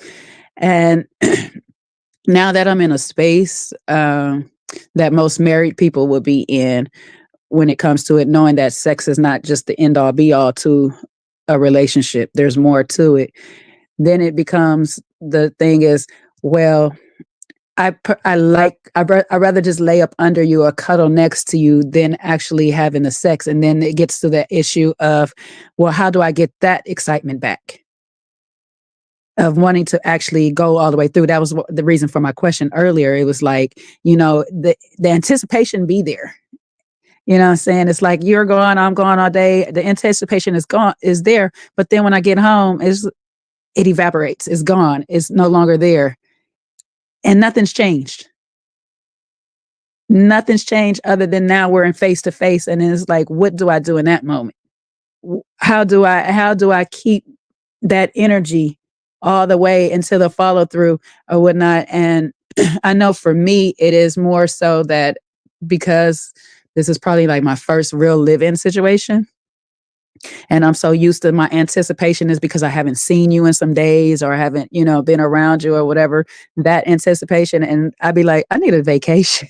Like you said earlier, I need a vacation from the relationship. Like, I need to go away so I can miss you again. I don't know how I need a married person to come up here and tell me how y'all still be having that anticipation in your heart. When you live with the person day in, day out, you see this person all the time and y'all don't really get that time, that real time alone. Like, I have my own space, so I can go to my own space, but I feel like sometimes it's just not enough. It's just not enough of I miss you there.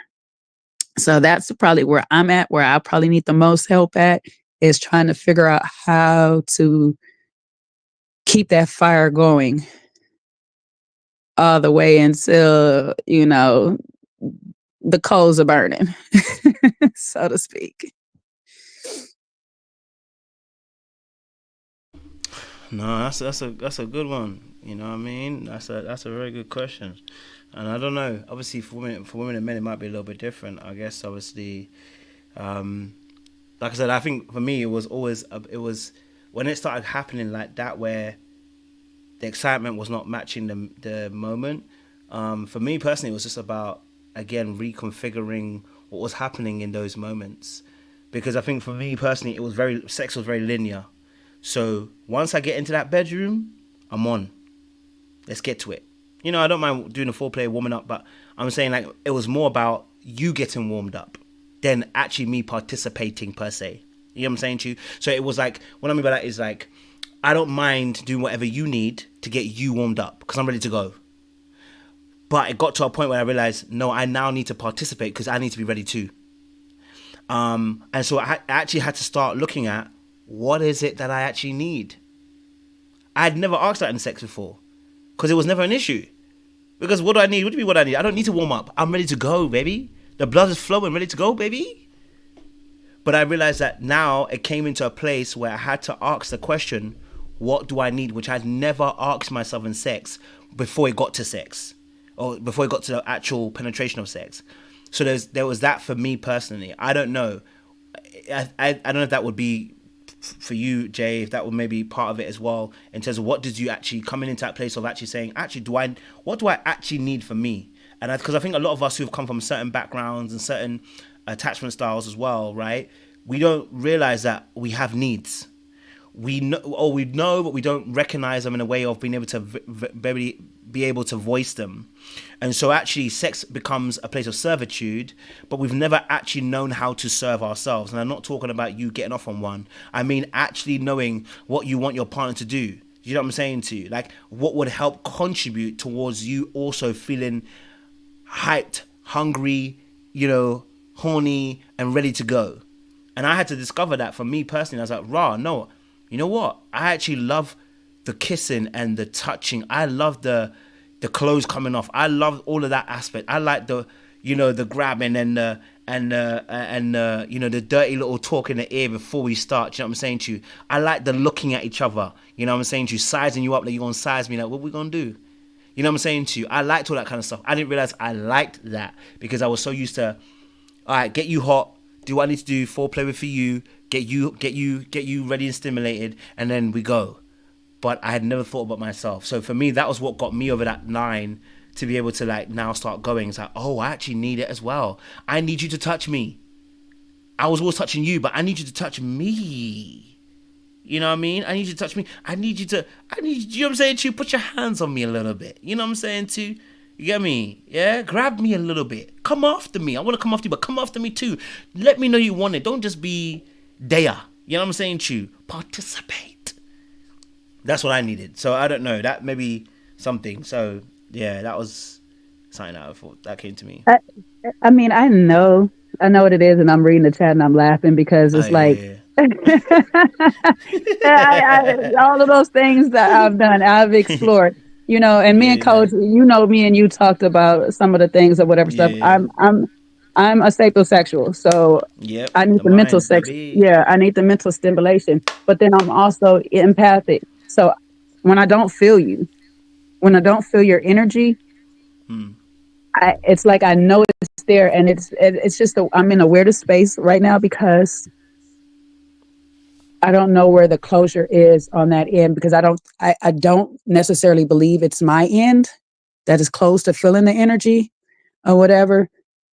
I think it's the other person's end that they're either not allowing themselves to fully just be open or whatnot, or I mean, it could just be the combination between us too. I really don't know, but I don't feel the energy. I need to feel that spark. I need to be able to feel you without touching you. And that's my problem right now, is that I don't feel like I feel it while we're doing all the little things like everybody in the chat is saying, have those little, when we're not speaking and we're not talking or we're away from each other. I feel it when we might send the text messages while they're at work or I'm at work or whatever and stuff like that. And we'll send the text messages, but I don't feel that same energy when they're home. So I think that's like where my biggest issue lies. And then on top of it, then we're not having the mental stimulations, the stimulating conversations or anything like that. Though we may try, it always goes awry. It always turns into this right or wrong conversation or a great debate that is like, okay, this is not where I'm trying to go with this. I'm trying to be turned on, and now we're fighting. So I don't know. You know what's so funny? I was listening to Art of Seduction again because I'm re-listening to it again, so I can really start doing some content on my other channel, right? And one of the most things, it's funny you mentioned this, right? Because it was one of the things that he mentioned as an anti-seductive technique. One of the things that is an anti-seductive technique is a man that gets into an argument, one, with arrogance, two, when he berates, and three, when he believes he's right and nothing else matters, to the point where you just have to just start nodding your head. It's anti-seductive. And you know, I've had that problem when I was younger as well, and I'm still learning to come out of that space. Like it's an ego thing, right? It's a safety thing, but it's an ego thing where you've got to be absolutely right when you don't realize. You know, and anybody who's watched the channel will know we've gone through a lot of different seasons, but we've hopefully you would have seen the men especially have changed in terms of the way that we handle affairs now, where it's like, now I don't need to, if I disagree with you, we don't need to fall out. We don't need to have a war. You know what I'm saying to you?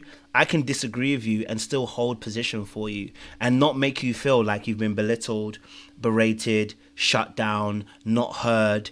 It's like, do you know what I'm saying to you? Like, there is certain conversations that just don't need to be a debate. It just has two different sides of things. You know what I'm saying to you? Like, if you're telling me that, you know, you like salt and pepper, but I only like salt, why am I now berating you and telling you how better salt is than pepper? No, it should stay lighthearted, it should stay fun, and it should be a case of, listen, do you know what? Yeah, salt is better than pepper, but you know what? Shoot, baby, if you think salt and pepper is better, you have your opinion, I have my opinion. You know what I'm saying to you? All I know is that, baby, you're looking good. You know what I'm saying to you? I'm not going to make it into a madness anymore. You know what I mean? Yeah. Exactly. And that's all I be wanting is just like, you know, just a little bit of stimulation or whatever. And it's just, I don't know what we be doing. So, that's a safety issue, though. You know what I mean? For many of us as men, that is a safety issue for a lot of us. You know, I remember one argument I had with one of my early girlfriends.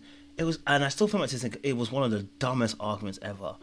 We were arguing about the moon, and in fact, she was actually right. And that's how mad it was. It was so stupid, the argument. It turned so heated, and it's all because of ego and insecurity. Like, you know what I mean? We had an argument about the moon and whether it's north or this or that. And I remember I was standing at the park where this was late night. We're in the park and we're having an argument, and it was dumb. And man. And so I think a lot of us think that we have to be right and we have to rule with an iron fist. And I think a lot of us men have learned that through maybe our parents either being there or not being there. And, you know, maybe that was an aspect, right? And what I've learned is you having and I always say this because a lot of times what happens, I feel like, this is my personal opinion, is that if you don't have a mastery in an area, you are going to struggle as a man. I'm just going to be real with you, yeah? Because me, and this is me personally, maybe I need to still heal on this aspect. I think that men specifically want mastery. They look to seek mastery. And so I think a lot of us, when we're in spaces, if we're not confident in the mastery of what we're doing, but also a mastery of self, because there are two aspects of mastery: the externalization of mastery in what I do, but then there's a mastery with self. If you don't master yourself, you will always be exposed when you're in areas where your mastery cannot be shown to be mastery.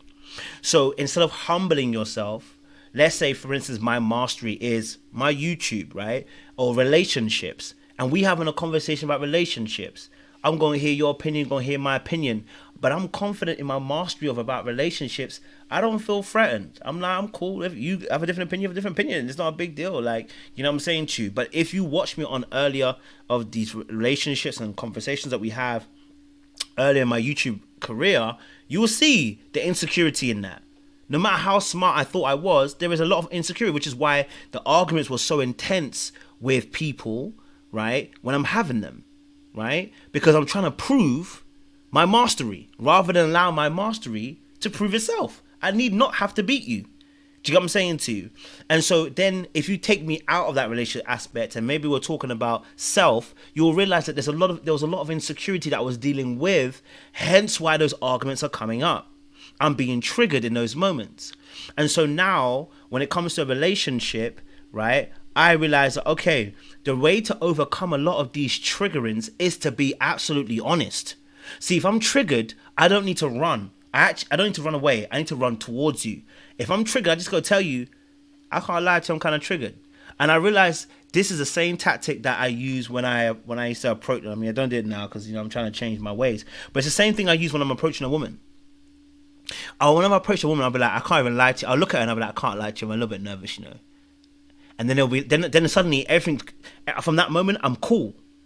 From that moment, I'm cool. I'm like, all right, no, I'm cool. Once I've said the obvious, I'm like, yeah, I'm a little bit nervous. Can't lie to you, your beauty. It's a lot. I'm a little bit nervous. She'll come back. I think her phone just clicked off. Then I'm cool. So a lot of us are not dealing with the anxiety very well, and that's causing a lot of issues when it comes to your relationship. You need to learn how to deal with the anxiety, and that's a hard thing because many of us are running away from the anxiety. We don't like feeling it, and we don't know how to sit in it. So it feels uncomfortable. And thank God, this is something that God has really been working with me the last year, especially with being uncomfortable. And I don't like it. You know what I'm saying to you? I don't like being uncomfortable, but it is what it is. You got to be uncomfortable in certain times and then be able to regulate yourself and have a conversation. And, I'm learning that, as I go, and I'm like, yo, there's a better way to do it, man. I enjoy that particular aspect where I can be more,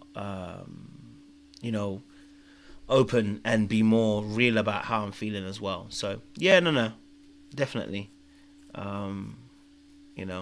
So yeah, a lot of times I think that's what happens to us as men is that we get so ready to prove a point. We're afraid of being exposed as being not competent. But if I don't know, I don't know. You know what I'm saying to you? If I don't know, I really don't know. So why am I stressing myself out to try and prove to people that don't even know you that you know? You know what I'm saying to you?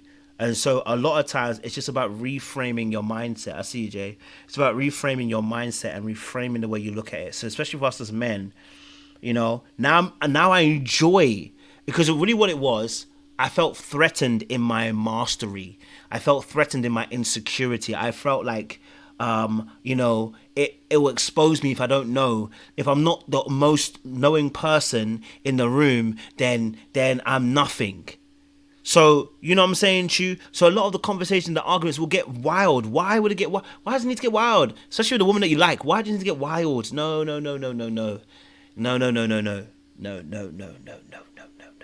It's okay. Like, at the end of the day, listen, I don't know everything. Maybe you see something completely different. Fantastic.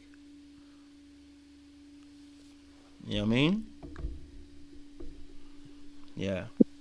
But that's one thing that I did want to say, especially to the men possibly listening to this or whatnot.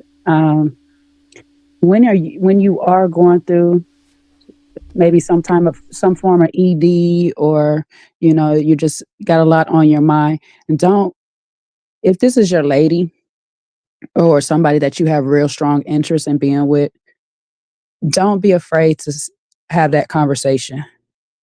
One or two things will definitely happen. If she is your lady or she has strong wants to being your lady, she's going to understand.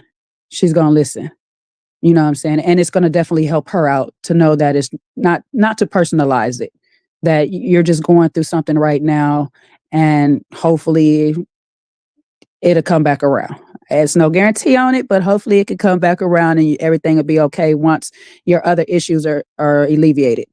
But two, it actually does, and a lot of ladies said it earlier in the chat, it does really create a bond between you two. You do feel more safer, especially if she knows her language on how to address the situation and doesn't take it so personal.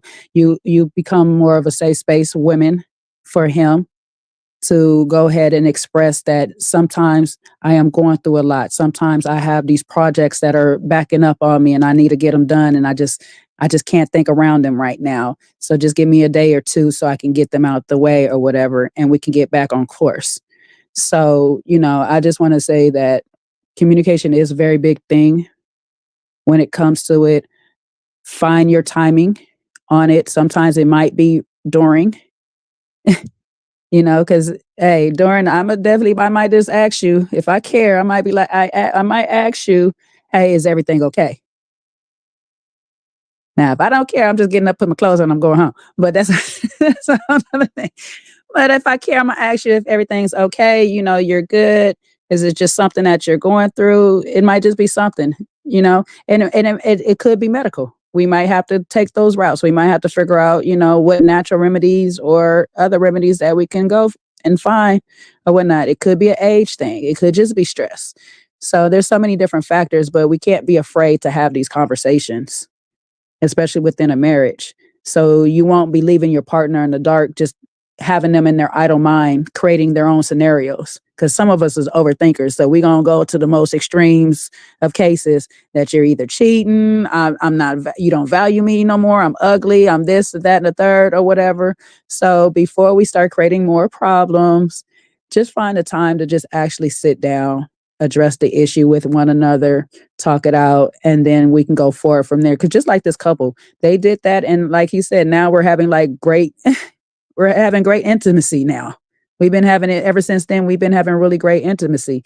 So it actually might improve your whole relationship overall. But just get comfortable with addressing these issues with people, because sometimes you might just need outside help.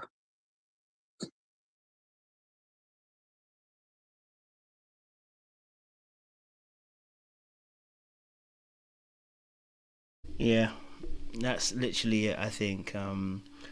I just think to myself, it's team. Like I said, like people were saying, it's teamwork. It's about us working together. And it's about us being able to come together to really work out this problem and solution. I think a lot of us, I think the reality situation is that when it comes to this aspect of sex, there is, like I said, there is a big safety component. I think a lot of us guys don't realize that there's a safety aspect to sex. And that when you are feeling your most safest is when you're probably going to perform your best, right? When you feel your most confident because you are in a safe environment to be able to explore. It's funny, and this is going to sound so crazy, but a lot of my performance anxiety before I got into Egypt was actually to do with the fact that I shouldn't be having sex. My anxiety was that as a Christian, I shouldn't be having sex. Once I got into Egypt and I released myself of that, is when my performance changed. Because the anxiety was always, I shouldn't be doing this. So there was always anxiety behind performance. But once I said, I don't even care anymore. No offense to God. God knows, I've changed now and I'm back on path. But once I said, I don't want to hear about God anymore. I don't want to hear nothing else. I don't want to do that. I want to live my life. I just want to live my life. I'm just going to enjoy sex. I'm going to enjoy it for what it actually is where the performance also changed. I no longer had the anxiety of thinking, oh, God is watching me and I'm going to be in trouble again. I said to myself, I don't really care anymore. I don't even care anymore. Listen, I'm going to enjoy myself. And it felt so freeing and so different. Again, once more, we shouldn't be having sex before marriage. I want to put that out there because someone's going to cut this up and send this to the local YouTubers and I don't need it in my life. But the reality situation was that I now felt a sense of freedom in that space when it came to sex and having sex with other people. I wasn't now thinking, damn, God's going to punish me or that God's going to whatever. Do you know what I'm saying to you? I just thought to myself, enjoy the moment, enjoy the person, enjoy that with them. So, that was a real thing there. Do you know what I mean? I think that was a mad one for me in terms of performance anxiety as a man. But again, conversation could not be underestimated and cannot be pushed aside to how much we need it, as well. So yeah, man, it's a real thing, It's a real thing, Yeah, I mean, Felicia said Christian sex guilt is it is. It can be. I hear what Jeff is saying, but that's this is part of the issue. We need to change the culture because there's a lot of wrong with the culture that we live in now. A lot of the culture is based off of past things, past traumas that our ancestors and our parents went through that they didn't discuss. And so now we're dealing with it all. And so that's what we're here for, to try to change that culture of not talking. That's what we're used to. We're not talking, but we're giving bad communication to our kids. Like the lady said in the beginning of this, women were taught that men just likes to have sex all the time. And if they're not getting it from you, they're getting it from somewhere else. And that's not always the case. You know what I'm saying? Like he was taught, like the guy was taught that men's value is based on their performance. So he puts y'all as men put a lot of pressure on your performance, which, listen, that culture may not change. Okay, I'm not gonna hold y'all. That one might not change. But the talking of the fact that I might not be able to get it up, or I'm just having so much pressure trying to please you, that conversation that we need to change that culture of talking about these things. You know, we have to change the culture of shutting people out and not letting them in because we're afraid of the reaction that they're going to give us. Sometimes you got to let somebody in. We got to have these conversations, and then you'll find out. I just feel like the culture that needs to change is being afraid of losing people, because that's what stops us from having a conversation, and then eventually we end up losing the person, when we could have probably prevented all of it by just having the conversation and allowing that person to make their choices. So I get what you're saying, Jeff, but I just feel like the culture needs to change as far as not having these proper conversations around some of these issues when it comes to sex and feeling rejected when a partner is going through their own personal issues.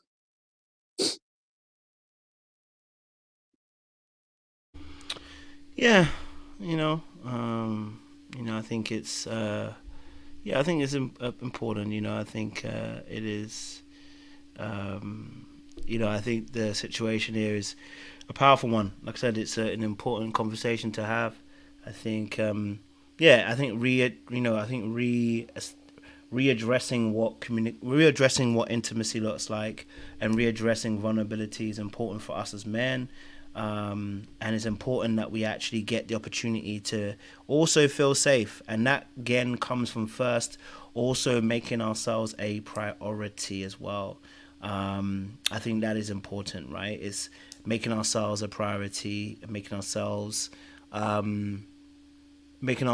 also as well, number one, in that space. So I think that when you look at it from that perspective, because a lot of us, for us as men, it's very difficult because we think to ourselves, either we're going to get hurt, or we're going to, like I said, lose a person, or we're going to lose our self-respect if we're talking up about what our feelings are, right? It might be called sassy or whatever. And, if that is the case, I've always said this, that a lot of us have encountered toxic people on both ends. So there are certain things that we say we shouldn't do. You should open up how you feel with your partner. That should be your safe space to be able to do so. If they can't take that emotional aspect, they are not the one for you. You know what I mean? Like, it shouldn't be that case where you feel emotionally unsafe that you can't share that.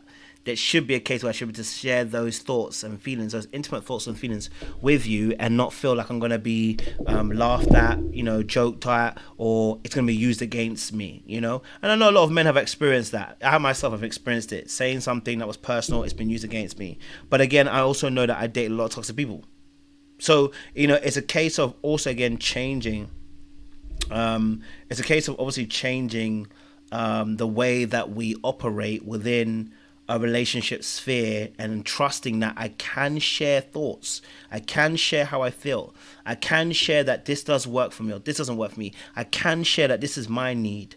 And so a lot of times, that not being able to share it because we don't feel safe. That's actually what we've been saying, is that for men, we're not feeling safe. And so first and foremost, let's not choose toxic people. Number two, let's also feel safe within ourselves. And this goes for both men and women. This is what I actually teach on coaching, which is I teach people to be emotionally safe with self first.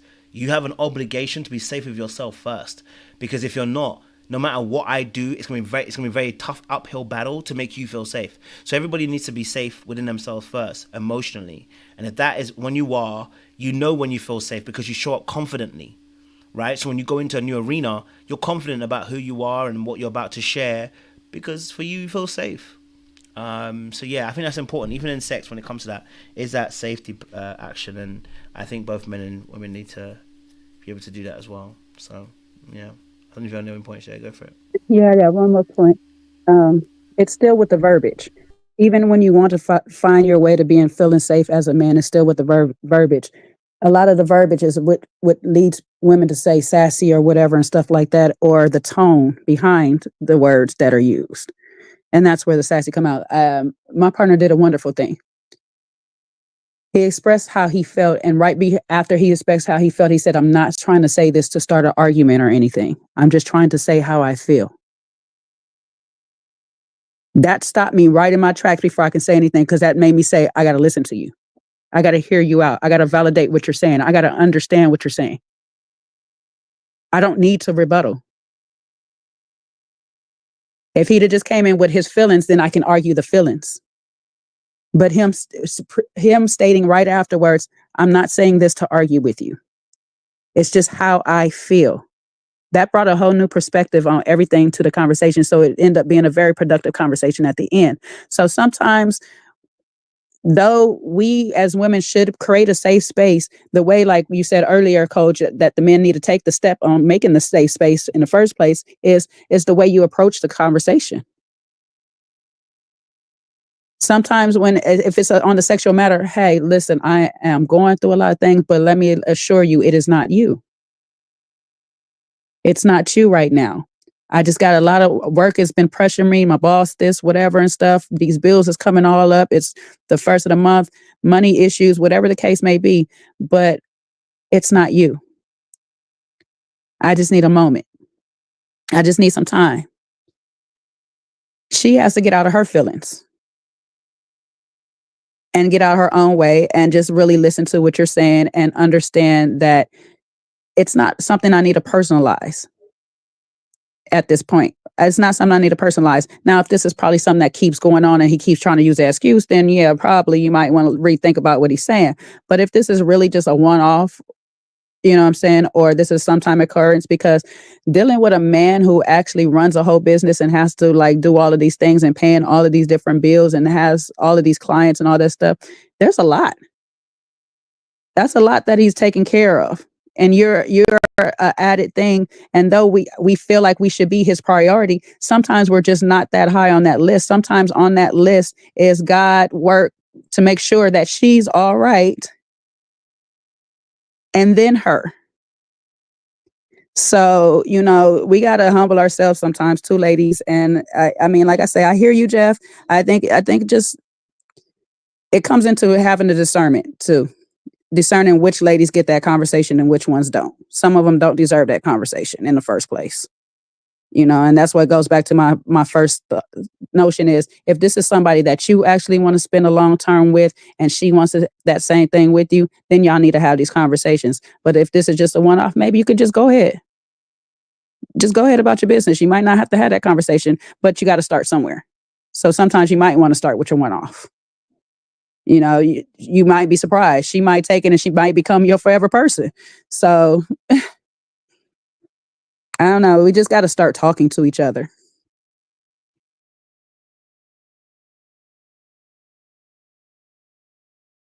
Yeah, I think on that note, I think you summed it up quite well, Jay.